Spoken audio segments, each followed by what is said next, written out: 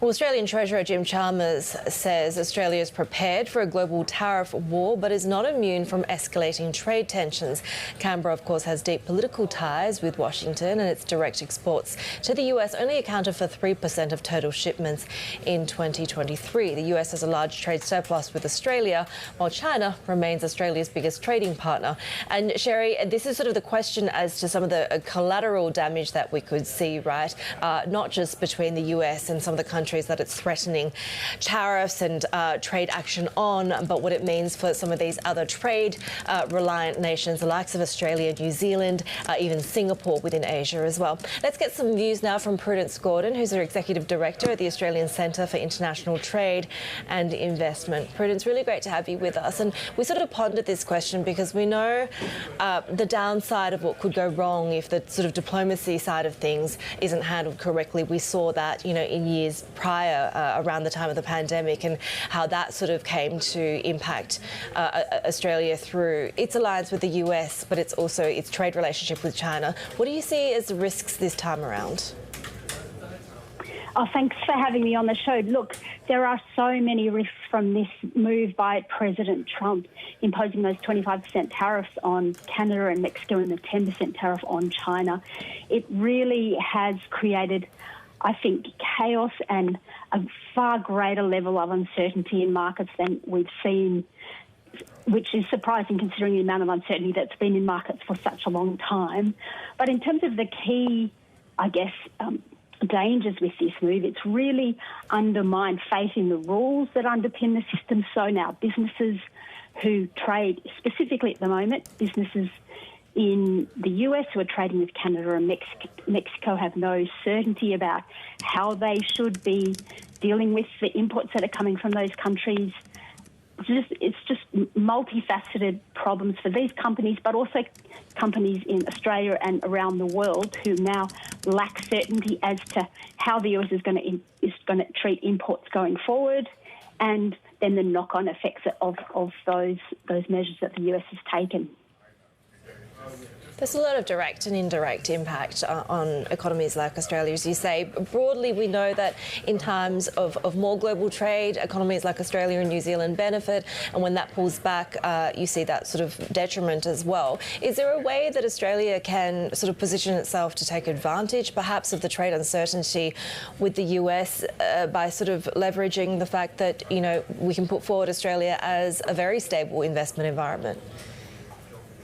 That's obviously an approach that the Australian government took during the last Trump administration, highlighting that Australia obviously has a trade deficit with the US, that we are a reliable ally, that we are a great place to invest. But at the same time, I'm not sure that they're going to be really persuasive arguments this time. President Bush has come in with a much clearer vision for how he wants to use tariffs to progress other policy initiatives. And I think Australia really needs to be preparing for that 20% universal tariff that President Trump has talked about. Because when he says something, he's doing it. However harmful that might be to US consumers and to the global economy, he's progressing those commitments that he made during the campaign.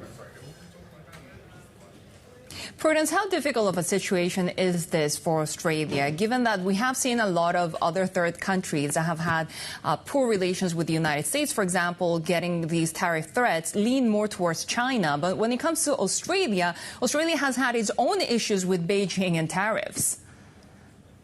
Absolutely. I think I would be surprised if these moves by the US administration push Australia closer towards Beijing. I think what you will see is what Australia with Japan did under the Comprehensive and Progressive Trans-Pacific Partnership Agreement, and that was where the US had pulled out of the Trans-Pacific Partnership, but Australia and other like-minded countries who see the value in trade rules and open markets came together to continue what they'd started with the TPP. And I think you will see more of that, not necessarily moving towards Beijing, but definitely looking to the European Union, for example, to Japan, to South Korea, to ASEAN countries to really work together over the next 4 years to try and limit as much as possible the damage done by these really erratic implementation of these huge tariffs. You mentioned the TPP, and of course that has evolved into a whole different framework already. Are these multilateral settings now a thing of the past, especially with the Trump administration?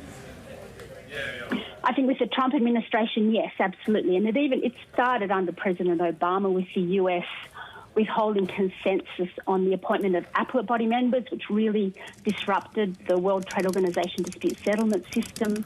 But obviously, under the Biden administration, the US really only progressed the Indo-Pacific framework agreement rather than any, I guess, usual kinds of trade agreements that we would see the US engaging in prior to President Trump's first administration. So I think for the US, it would be really surprising if they were to re-engage on the free trade agreement kind of negotiation. Obviously, President Trump in his first term renegotiated the US's agreements with South Korea and with Canada and Mexico, but even those renegotiated agreements weren't enough to stop President Trump imposing these new tariffs on Canada and in a month's time Mexico.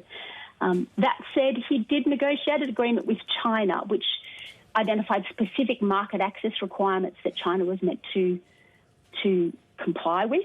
And under the new trade policy, America First trade policy that the President Trump's second administration's just put out, they want to review China's compliance with that agreement. So whether he wants to progress those kinds of agreements, I think that's something that we're likely to see rather than your traditional multilateral or bilateral or regional free trade agreement. Prudence Gordon, Executive Director at the Australian Centre for International Trade and Investment. We appreciate your time. And we do have more on Australia Ahead. That's every Tuesday at 11:40am if you're watching in Sydney, 8:40am if you're joining us from Hong Kong.